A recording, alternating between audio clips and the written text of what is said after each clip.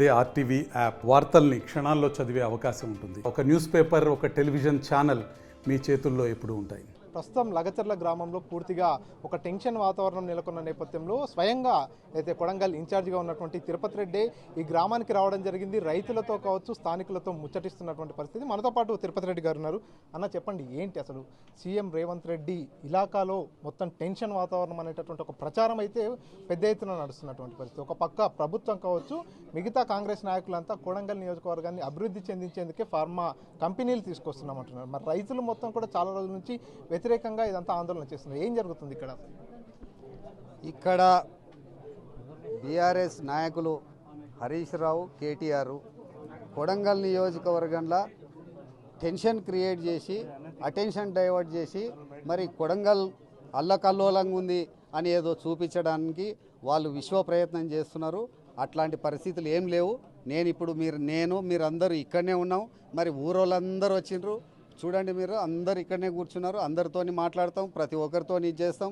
ఎవరో అల్లరి చిల్లర తిరిగే ఒక 10 మంది, 20 మంది, 30 మంది ఏదో న్యూసెన్స్ చేసి అధికారుల మీద దాడికి ప్రయత్నం చేసి, దాడి చేసి, వాళ్ళ కార్లు వలగొట్టి ఇది చేసినంత మాత్రాన మరి ఏమి టెన్షన్ అనేది ఏం లేదు.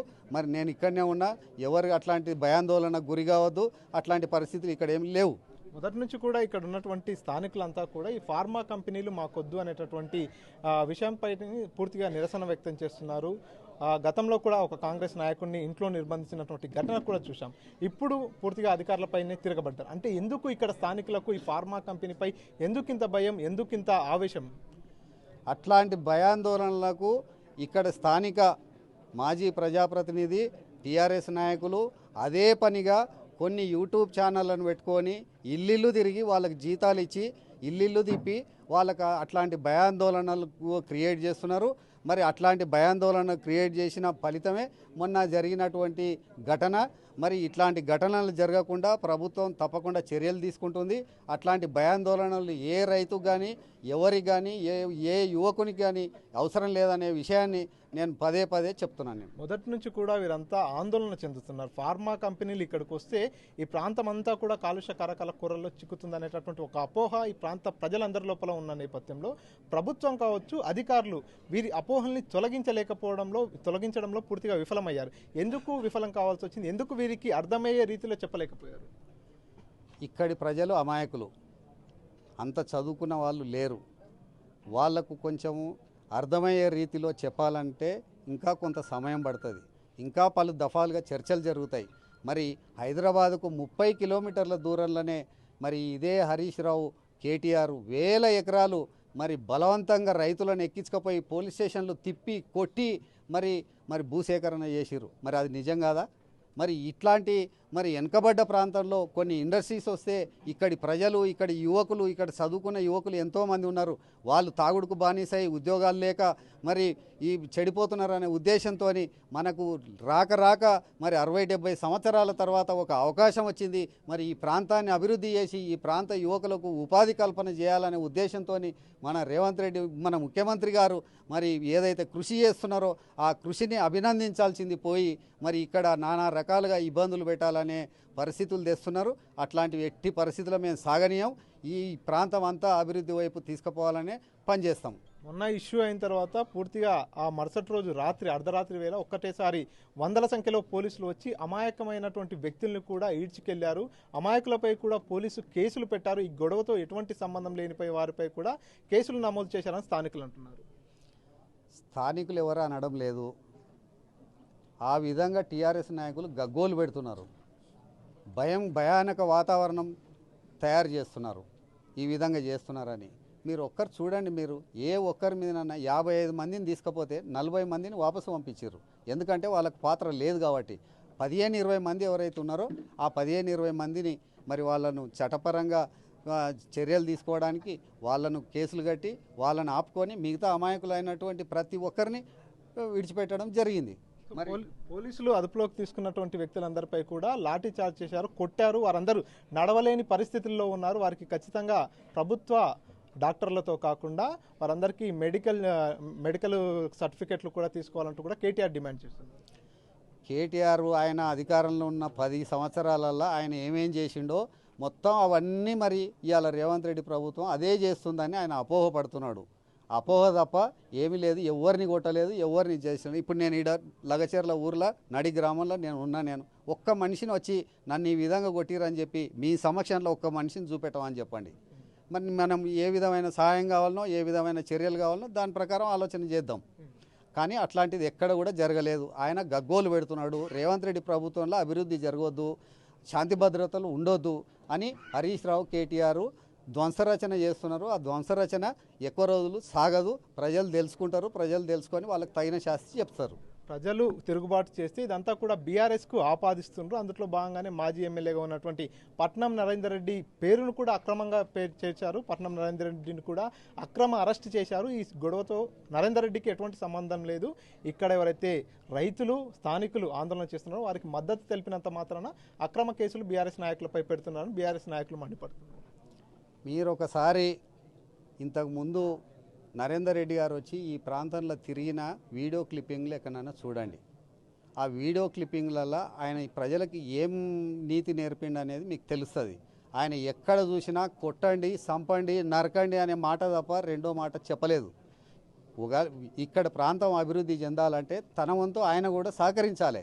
ఎందుకంటే ఆయన కూడా ఇక్కడ ప్రజాప్రతినిధిగా ఉన్నాడు కాబట్టి ఈ ప్రాంతం అభివృద్ధి చెందాలనే ఆలోచన ఆయనకు కూడా ఉండాలి. ఎందుకంటే మనకు జీవితంలో రాని అవకాశం, ఒకసారి ముఖ్యమంత్రి అనే అవకాశం ఈ ప్రాంతానికి వచ్చింది. ఈ ప్రాంతంలో ఆ ముఖ్యమంత్రిని ఉపయోగించుకొని ఈ ప్రాంతం అభివృద్ధి చేసుకోవాలనే ఆలోచన ఉండాలి. మరి ఆ ఆలోచన తప్పి మరి ఎక్కడ చూసినా కానీ విధ్వంసం చేయడం అనేది నరేందర్ రెడ్డికి ఆ విధ్వంసం అనేది తప్ప మిగతా విషయం తెలియదు. ఆయన కూడా హరీష్ రావు, కేటీఆర్ ఆటల పావైండు తప్పితే ఆయన ఇది చేసి వాళ్ళు ఇచ్చిన డబ్బులు తెచ్చిండు. ఇక్కడ ఎవరైతే ధ్వంసరచన చేస్తున్నారో వాళ్ళందరికీ సహాయ సహకారాలు అందించిండు అని చెప్పి పోలీసు వాళ్ళు చెప్తున్నారు. పోలీసు వాళ్ళు ఏదైతే ఇన్వెస్టిగేషన్లో ఏముంటే అదే జరుగుతుంది తప్ప ఎవరిని కూడా అన్యాయంగా ఒక్క మనిషిని కూడా కేసులో పెట్టేది లేదు. అట్లా మన ముఖ్యమంత్రి గారు కూడా అట్లా ఒప్పుకోరు. గతంలో కాంగ్రెస్ పార్టీ నాయకుడిపై జరిగినటువంటి దాడి కావచ్చు, మొన్న ఈ గ్రామంలో అధికారులపై జరిగినటువంటి దాడి, ఈ దాడులను ఎట్లా చేస్తారు? పూర్తిగా స్థానికులే ఆగ్రహంతో చేసినట్టుగా భావిస్తారా, లేకపోతే దీని వెనకాల కూడా రాజకీయ కుట్రకోణం ఉందంటారా? రాజకీయ కుట్రకోణం తప్పకుండా ఉంది. ఆ రాజకీయ కుట్రకోణంలో ఆడ రాజకీయ నాయకులు కాకుండా కొందరు విధ్వంసకారులను వాళ్ళు తయారు చేసి వదిలినరు.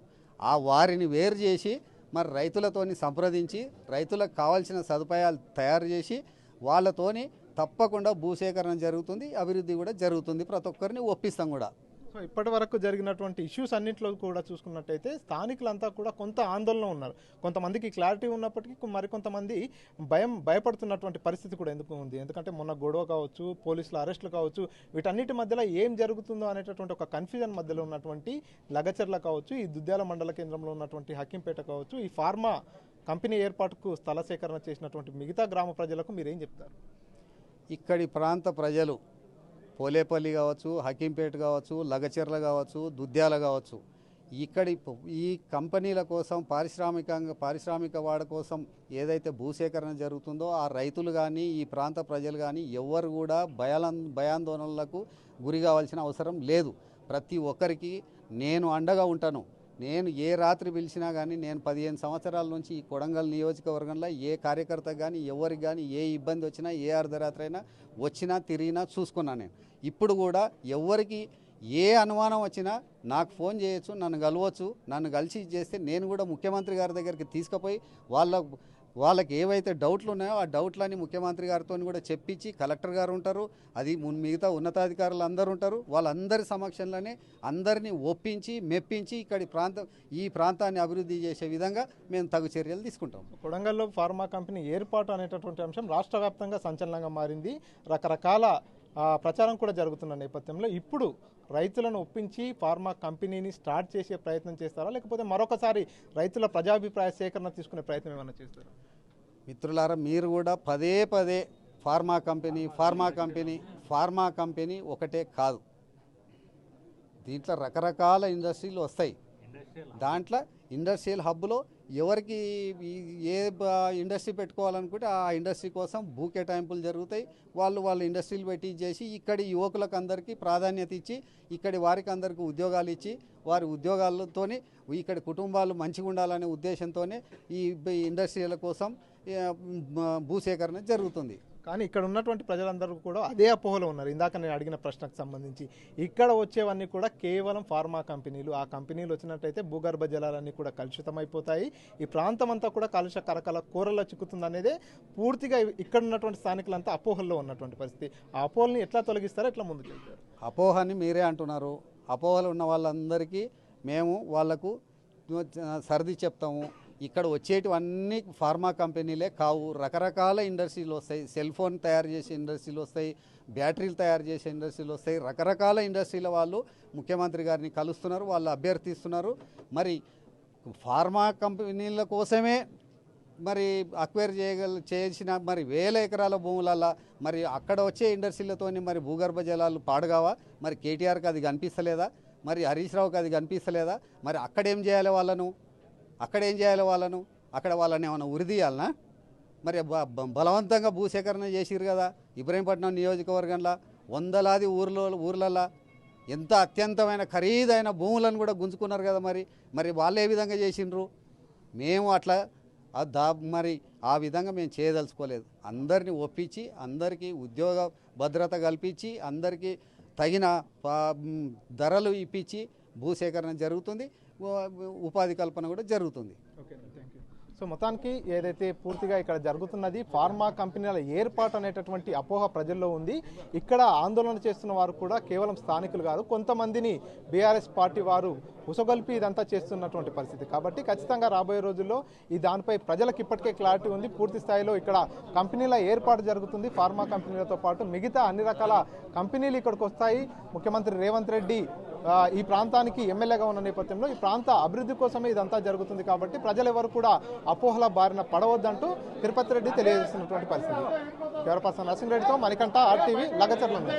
మరిన్ని వీడియోస్ కోసం ఛానల్ సబ్స్క్రైబ్ చేయండి. లేటెస్ట్ అప్డేట్స్ కోసం వాట్సాప్ ఛానల్ ఫాలో అవ్వండి. అండ్ లింక్ డిస్క్రిప్షన్ లో ఉంది.